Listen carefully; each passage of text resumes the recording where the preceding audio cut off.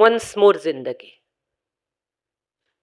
સરસ સ્ક્રિપ્ટ, બે જ જણાની વાર્તા અને બહુ જ સારી રીતે પરફોર્મ થયેલું આ નાટક મેં જોયું ત્યારે મને એવો વિચાર આવ્યો કે આપણે બધા જ લવ યુ જિંદગી, ડિયર જિંદગી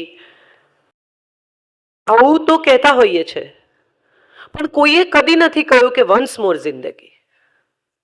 એક નવો ચાન્સ, એક નવો વિચાર, એક નવી દિશામાં જિંદગીને લઈ જવાની વાત આપણે ભાગ્યે જ કરીએ છીએ.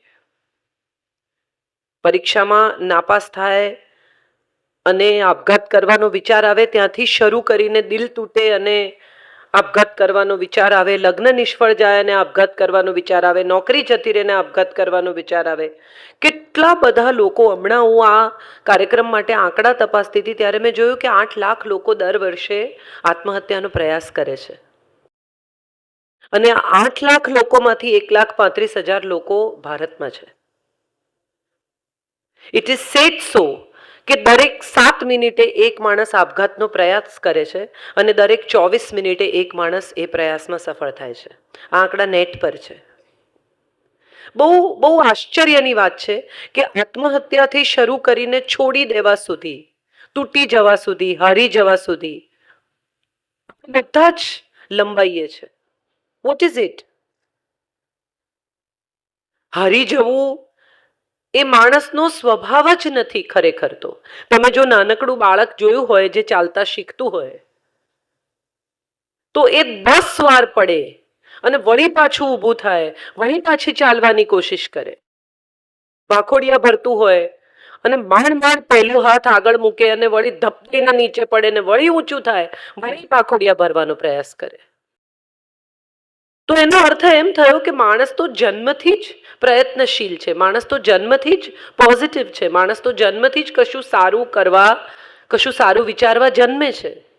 બે છોકરાઓ રમતા હોય અને તમે જુઓ તો બહુ મજા આવે. ઝઘડે, પોતપોતાના રમકડા લઈને પોતપોતાને ઘેર જતા રહે, રડારોળ થઈ જાય, મારામારી થઈ જાય. 5મી મિનિટે છોકરા ભેગા રડતા હોય અને મા બાપ 1 મહિનો ના બોલે, કારણ કે છોકરાઓની પાછળ મા બાપ ઝઘડ્યા હોય અને છોકરાઓ પાછા ભેગા રમતા થઈ જાય. આ કદાચ મોટા થતા થતા આપણામાં પ્રવેશતી જતી નેગેટિવિટી છે. ગીતાના 15મા અધ્યાયનો પહેલો શ્લોક છે, ઉર્ધ્વ મૂલ અધ શાખા અશ્વત્થ પ્રાહુર્વ્યયમ. માણસ એક જ એવું પ્રાણી છે કે જેના મૂળ ઉપરની તરફ છે અને શાખાઓ નીચે વિસ્તરેલી છે. અર્થ એ થયો કે તમે જેમ મોટા થતા જાઓ એમ તમારા મૂળ ઉપરની તરફ જોડાતા જાય. તો આપણે કઈ નેગેટિવિટીમાં, કઈ હારી જવાની વૃત્તિમાં જીવીએ છીએ એ સવાલ મારે પૂછવો છે. વાત શરૂ કરવી છે મારા સાવ અંગત પર્સનલ પ્રસંગથી. અજયભાઈ જે ગાળાની વાત કરે છે એ ગાળામાં વડોદરામાં મારા લગ્ન થયેલા. મને શું અધિકાર છે વન્સ મોર જિંદગી પર બોલવાનો, એનો આ જવાબ છે. એ ગાળામાં હું વડોદરામાં પરણેલી, 1 વર્ષ મારા લગ્ન ચાલ્યા અને પછી જે પણ કારણસર એ લગ્ન ન ટક્યા. કોણ ગુનેગાર હતું, કોને ન ફાવ્યું, કોનો સ્વભાવ શું હતો, એમાં પડ્યા વગર આપણે એક સ્પષ્ટતા એવી કરવી જોઈએ કે એ લગ્ન ન ટક્યા. જિંદગીએ કહ્યું ફરી એકવાર, let me try, let me work. મેં ફરી ભણવાનું શરૂ કર્યું, મુંબઈ ગઈ, જિંદગીને ફરી એકવાર જોવાનો પ્રયત્ન કર્યો. એ પછી એક સમયગાળો એવો આવ્યો કે હું ઊંઘની 60 ગોળી ખાઈને સૂઈ ગઈ. હોસ્પિટલમાં એડમિટ થઈ, સ્ટમક વોશ કર્યું, મરતી મરતી બચી. આજે તમારી સામે ઊભી છું એટલા માટે કારણ કે એ વખતે બચી ગઈ. જો એ વખતે એ 60 ગોળીઓ પોતાનું કામ કરી ગઈ હોત તો દિવ્ય ભાસ્કરમાં કે લોકસત્તામાં કે ગુજરાત સમાચારમાં 6-7મા પાને એક નાનકડી નોંધ આવી હોત કે દિગંત ઓઝાની દીકરી આત્મહત્યા કરી છે અથવા એમનું નિધન થયું છે અથવા એમનો દેહાંત થયો છે અને બેસનું ફલાણી તારીખે છે, જો રાખ્યું હોત તો, અને ભગવાન એમના આત્માને શાંતિ આપે, રહી ગયેલાને ખોટ જે પડી છે એ પૂરી થાય અને એમને ઈશ્વર આવી પડેલું દુઃખ સહન કરવાની શક્તિ આપે. એ સિવાય બીજું કંઈ જ ન થયું હોત, લોકો મને ભૂલી ગયા હોત, સમય વીતી ગયો હોત, પરિસ્થિતિ એની એ જ રહી હોત. પણ ત્યારે બચી ગઈ તો આજે તમારી સામે ઊભી છું. જિંદગીની ક્ષણ બધાની હું માનું છું ત્યાં સુધી બહુ નાની હોય છે. આવેશની એક જ મિનિટ હોય છે, એક જ ક્ષણ હોય છે કે જ્યારે તમને એમ થાય કે બધું નકામું છે, લોકો નકામા છે, દુનિયા નકામી છે, મિત્રો નકામા છે, પરિવાર નકામો છે, કશું બધા કોઈ કામના જ નથી. મુકેશના ગીતો અમે તો બહુ દુઃખી થતા હતા ત્યારે સાંભળતા હતા. બિચારા આજના છોકરાઓ પાસે તો જગજીત ને મુકેશે નથી. એમનું દિલ તૂટશે તો શું સાંભળશે એવો સવાલ મને ઘણી વાર થાય છે. કે અમે તો આમ કેસેટ આવતી હતી એ વખતે, તો જે લોકોને ખબર હશે એમને ખબર હશે, ઘસાઈ જાય કેસેટ ત્યાં સુધી સાંભળીએ. દુઃખ થયું છે ભાઈ, કઈ નાની વાત છે. અને આખી આમ કે દુનિયા બનાને વાલે ક્યાં તેરે મન મેં સમાઈ, તુને કાહે કો દુનિયા બનાઈ. અરે ભાઈ હવે એને બનાવી તો બનાવી યાર, એને શું કરવા ગાળો દો છો?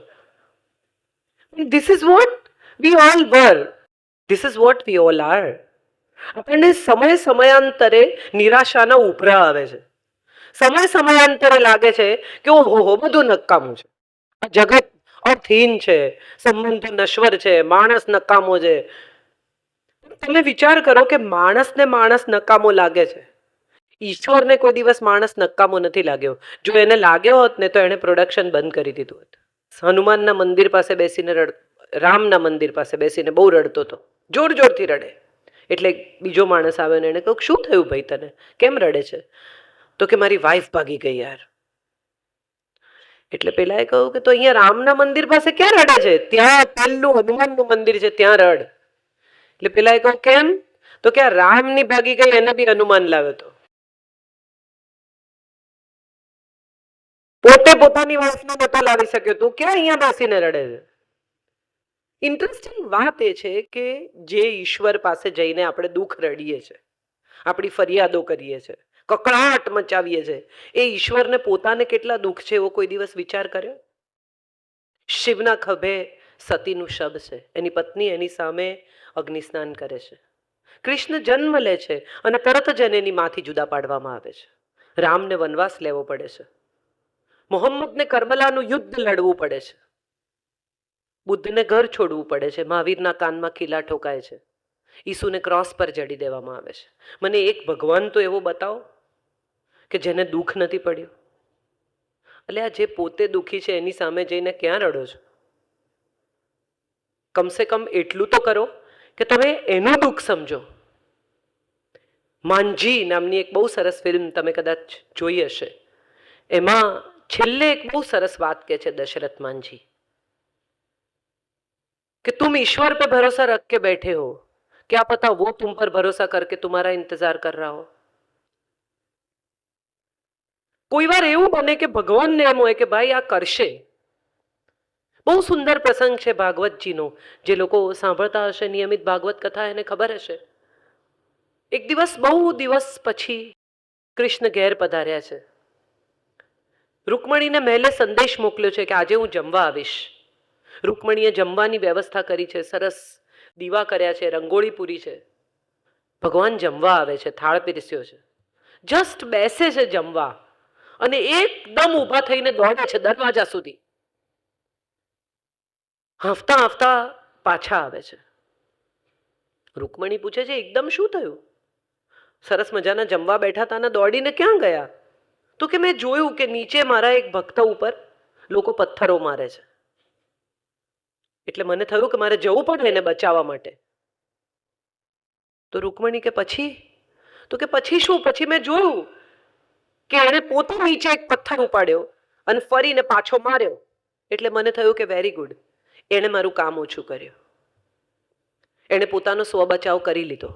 નાની નાની વાતમાં એણે મને યાદ નથી કર્યો. કેટલી મોટી વાત છે. કમસે કમ પથ્થર ઉપાડીને પાછો તો મારી જ શકાય, એમાં ભગવાનને બોલાવવાની જરૂર નથી. આપણને તો થાય છે કે બધું જ ભગવાન કરે.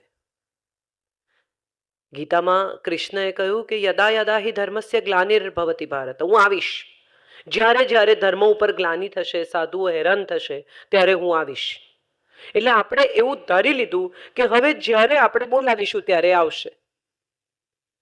નવરો છે, એણે કીધું તું ને કે હું આવીશ, બોલાવો એને, ઘસો જીન. એક દિવસ એક માણસ દરિયા કિનારેથી પસાર થતો હતો અને એને જીન દીવો મળ્યો. એણે ખૂબ ઘસ્યો, એમાંથી જીન પ્રગટ થયો. જીને કહ્યું કે માંગ, તારે શું જોઈએ છે, હું કોઈ પણ 3 વસ્તુ આપીશ. એટલે માણસે કહ્યું કે યાર કરોડો રૂપિયા આપ. એટલે જીને ઢગલો કરી દીધો પૈસાનો કે ઉઠાવ ચાલ, કેટલા જોઈએ. માણસે કોથળામાં પૈસા ભર્યા. પછી કહ્યું કે એક રૂપના અંબાર જેવી મિસ વર્લ્ડ મારી ગર્લફ્રેન્ડ. જીને આમ કરીને એક છોકરી ઊભી કરી, હાથ અડો તો મેલી થઈ જાય એવી રૂપાળી એકદમ. પછી માણસે કહ્યું કે યાર એક મસ્ત ઘર જોઈએ. જીને 7 કરીને એક તમાચો માર્યો. એટલે માણસે કહ્યું કે મારા છે કેમ? તો જીને કહ્યું મૂર્ખના સરદાર, મારી પાસે ઘર હોત તો હું દીવામાં રહેત. એકચ્યુઅલી સમસ્યા કોને નથી ત્યાંથી વાત શરૂ થાય છે. એવું કોણ છે આ જગતમાં કે જે એમ કહે કે મારે કોઈ સમસ્યા જ નથી સાહેબ? મજાની વાત એ છે કે તમે કોઈ પણ માણસને પાર્ટીમાં કોઈ સારી જગ્યાએ મળે ને, બહુ મજા પડે. એ તમને કેમ છો પૂછે, તમે એને જવાબ આપો ને પહેલા કોઈક બીજાને કેમ છો પૂછતો હોય. તમે હજી એની સાથે આંખમાં આંખ મિલાવીને તમે જવાબ આપતા હો કે મજામાં છું અથવા નથી મજામાં, અથવા ત્યાં તો એ તરત બીજા કોઈને કેમ છો પૂછે છે. એને રસ જ નથી તમારામાં. એને એની હાજરી નોંધાવી, તમે નોંધી, વેરી ગુડ, હવે નેક્સ્ટ. આખી સોસાયટી અપ્રુવલની સોસાયટી છે. કોણ સારું, કોણ ખરાબ, કોણ કેવું, કોણ ભલું, આ બધાનો નિર્ણય ક્યાંથી થાય? તો કે કોણ નક્કી કરે તો નિર્ણય થાય? ગાડી લઈ આવીએ અને પતિ પત્ની એમાં બેસીને સરસ જૂના ગીતો સાંભળતા ડ્રાઈવ પર જઈએ, એ સુખ નથી. બાજુ જોઈ આપણી મર્સિડીઝ નથી જોઈ તો વરસાદમાં પણ ગરાજની બહાર પાર્ક કરો. અને જો એ પછી પણ નથી જોઈ તો 5 પેંડા લઈ અને જાઓ અને કહો કે અમે ગાડી લીધી. એટલે તરત પૂછે કઈ? એટલે અત્યંત આનંદથી કહેજો મર્સિડીઝ. એની આંખમાં જે ઈર્ષા દેખાય ને એમાં સુખ છે. અને તમારા ગયા પછી તરત તે માણસ પોતાની પત્નીને અથવા પરિવારને કહેશે આ બધું કાળા ધોળા કરીને કમાયો. આપણે પ્રામાણિક એટલે આપણે ઘેર મર્સિડીઝ નહીં આવે. જુઓ મજા, આખી સોસાયટી અપ્રુવલની છે. બીજા નક્કી કરે એ પ્રમાણે આપણે જીવીએ છીએ. અને મજા એ છે સાહેબ કે બીજાના સુખ કરતા આપણું ઓછું છે ને બીજાના દુઃખ કરતા આપણું વધારે છે. આ સતત કમ્પેરિઝન આપણા મનમાં ચાલ્યા જ કરે છે. એકચ્યુઅલી ઊંધું હોવું જોઈએ પણ એવું થતું નથી. ટીવી ચાલુ કરો અને તમે જો જુઓ તો તમને સમજાય કે 1 કલાકની અંદર પાતળા થાઓ, ગોરા થાઓ, વાળ કાળા કરો, વજન ઘટાડો, ચશ્મા સારા પહેરો, રૂપાળા દેખાઓ, કપડાં ખરીદો, દાગીના ખરીદો, આ જ જાહેરાત આવે છે. સતત તમારી અંદર વધુ ને વધુ ને વધુ ને વધુની ઈચ્છા જાગૃત કરવામાં આવે છે. સતત તમને એવું રિયલાઇઝ કરાવવામાં આવે છે કે તમારી પાસે જે છે એ બધું નકામું છે. હજી બીજું કશું તમારે ખરીદવું જોઈએ. અને એનો સૌથી મોટો દાખલો એ છે, તમે બધાએ અનુભવ્યો હશે કે ટીનેજના છોકરાઓને બહાર જવું હોય, પાર્ટીમાં જવું હોય, લગ્નમાં જવું હોય, કબાટ ખોલીને પહેલું વાક્ય બોલે મારી પાસે કપડાં જ નથી. કારણ કે પેલા જે ટીવીમાં દેખાય છે, મિંત્રામાં, ફલાણામાં, ઢીકડામાં, એ નથી. આ તો છે, આ તો કરી લીધા, આ તો પતી ગયા, આ તો થઈ ગયા. પણ હવે જે દેખાય છે તે નથી. અસંતોષ બહુ ઇન્ટરેસ્ટિંગ વાત છે. જો એ પ્રમાણમાં હોય, જો એ બરાબર લેવલ પર હોય ને તો પ્રગતિનું કારણ બને છે, વિકાસનું કારણ બને છે. કોઈ માણસને એમ થાય કે ના યાર હું હજી કામ કરી શકું એમ છું, હું હજી કંઈ સારું કરી શકું એમ છું, મારે હજી સારું પુસ્તક લખવાનું બાકી છે, મારે હજી સારું ચિત્ર બનાવવાનું બાકી છે, મારે હજી કશું સારું ગાવું છે, મારે હજી કશું સારું કરવું છે. આ અસંતોષ બહુ ઇન્ટરેસ્ટિંગ છે, હોવો જોઈએ. આ અસંતોષ વિના કોઈ આગળ વધી જ શકે નહીં. બહુ સુંદર એક શબ્દ વાપર્યો છે સલીમ ખાને એને માટે, ડિવાઇન ડિસસેટિસ્ફેક્શન, દૈવી અસંતોષ. બહુ ઇન્ટરેસ્ટિંગ છે. દૈવી અસંતોષ હોવો જોઈએ. તમને તમારી કેપેસિટીની ખબર હોય તો તમને એમ થવું જોઈએ કે મારે હજી કંઈક કરવું છે. પહેલી વખત જ્યારે એડમંડ હિલેરી ચઢે છે ત્યારે એ પાછો આવે છે, એ એવરેસ્ટ સર નથી કરી શકતો. વચ્ચે તોફાન આવે છે બરફનું, એ પડી જાય છે, બેહોશ થઈ જાય છે, 2 દિવસ બેહોશ પડી રહે છે અને પાછો આવે છે. પાછો આવે છે ત્યારે એવરેસ્ટના બેઝ કેમ્પ પર ઊભો રહીને એ એવરેસ્ટ તરફ જોઈને કહે છે કે દોસ્ત, આ વખતે તો તે મને પાછો મોકલી દીધો. આ એમના પુસ્તકમાં છે કે આ વખતે તો તે મને પાછો મોકલી દીધો, હું પાછો જઈ રહ્યો છું, પણ હું પાછો આવીશ. અને એક વાત યાદ રાખજે કે હું તો માણસ છું, એટલે ફરી ફરીને પાછો આવી શકીશ. તું તો પર્વત છે, તારે અહીં જ ઊભા રહેવું પડશે, તું ક્યાંય નહીં જઈ શકે. એટલે મારે હું પાછો આવીશ ત્યારે પણ તું તો અહીંયા જ હોઈશ. Sir Arthur ash, tennis player, એને એઇડ્સ થયો. કેમ? તો કે બ્લડ ટ્રાન્સફ્યુઝનમાં. પત્રકારો એની પાસે આવ્યા અને પૂછ્યું કે તમને એવું નથી થતું કે વાય મી? સાવ નજીવી બાબતમાં તમને લોહી ચડાવવામાંથી આ એઇડ્સ થઈ ગયો ને હવે તમે મૃત્યુ પામશો, તો તમને એવો વિચાર નથી આવતો કે અરે રે યાર, મારી જ સાથે આવું કેમ થયું? અને ત્યારે આર્થર એશ જવાબ આપે છે કે એવું છે કે હું જ્યારે ટેનિસ પ્લેયર હતો અને ટાઇટલ પર ટાઇટલ જીતતો હતો, જ્યારે છોકરીઓ જેકેટ્સ ઉતારીને મેદાનમાં મારે માટે દોડી આવતી હતી, જ્યારે ઓટોગ્રાફ માટે ટોળા થતા હતા, લોકો મારા પગમાં આળોટતા હતા, મારા ફોટા છપાતા હતા, ત્યારે તો મેં કોઈ દિવસ ના પૂછ્યું વાય મી. ત્યારે તો મેં કોઈ દિવસ ના કહ્યું કે આ બધું સુખ મારે જ માટે કેમ. જ્યારે દુઃખ આવ્યું ત્યારે મેં પૂછ્યું વાય મી, હું કેમ? અરે રે, બધું મારી જ સાથે થાય છે. સુખી હોઈએ, મજા કરતા હોઈએ, ખૂબ કમાતા હોઈએ, ખૂબ મિત્રો હોય, ખૂબ જલસા હોય, ત્યારે કોઈ દિવસ આપણે એવું નથી કહેતા કે અરે રે હે ઈશ્વર, આ બધું મને કેમ આપે છે? ત્યારે તો બહુ મજા આવે છે. પણ જો સહેજ દુઃખ આવ્યું, સહેજ ધાર્યું ના થયું, સહેજ કંઈ ગડબડ થઈ, તો તરત જ આપણે જિંદગીને ગાળો દેવા માંડીએ છીએ. આવી તો કઈ જિંદગી હોય, આ તો કઈ લાઈફ છે. સાહેબ, ભીખુદાન ગઢવીનું નામ તમે બધાએ સાંભળ્યું હશે. ભીખુદાનભાઈ એક બહુ મજાની વાત કરેલી. પ્રોગ્રામમાંથી પાછા આવે ને એટલે દર વખતે કમ્પ્લેન કરે, આ ઉજાગરા થાય છે ને, ધક્કા ખાવા પડે છે ને, આ કંટાળી જવાય છે ને, ખાવાના ઠેકાણા નથી રહેતા ને, ઊંઘ પૂરી નથી થતી ને. આવું 20 વર્ષ ચાલ્યું. દર વખતે પ્રોગ્રામમાં જાય, પાછા આવીને કમ્પ્લેન કરે. લગ્નને 20 વર્ષ પૂરા થયા ત્યારે એક દિવસ એમના પત્નીએ નમ્ર અવાજે બહુ શાંતિથી કહ્યું કે આ 20 વર્ષ થયા, તમને કાયમ પ્રોગ્રામમાં જતા જોઉં છું, પણ મને યાદ નથી કે કોઈ દી કોઈ આવ્યું હોય ને તમને ઢહેડીને લઈ ગયું હોય. તમે જાઓ છો તો તમારી મરજીથી, તમને ઉત્સાહ છે, ફટાફટ ડાયરી જોઈને તારીખો આપો છો, પછી શું કરવા કમ્પ્લેન કરો છો? શું છે આ જિંદગી? જો એને આપણે વન્સ મોર કહેવાના હોઈએ તો વન્સ મોર કહેતા પહેલા એટલું તો સમજી લઈએ કે આ જિંદગી શું છે. જન્મ લેવો, શ્વાસ લેવો, જીવતા રહેવું, દિવસો વિતાવવા, કેલેન્ડરની તારીખો બદલાતી રહે, વરસમાં વરસ ઉમેરાતું રહે, કેન્ડલ પર મીણબત્તીઓ વધતી રહે,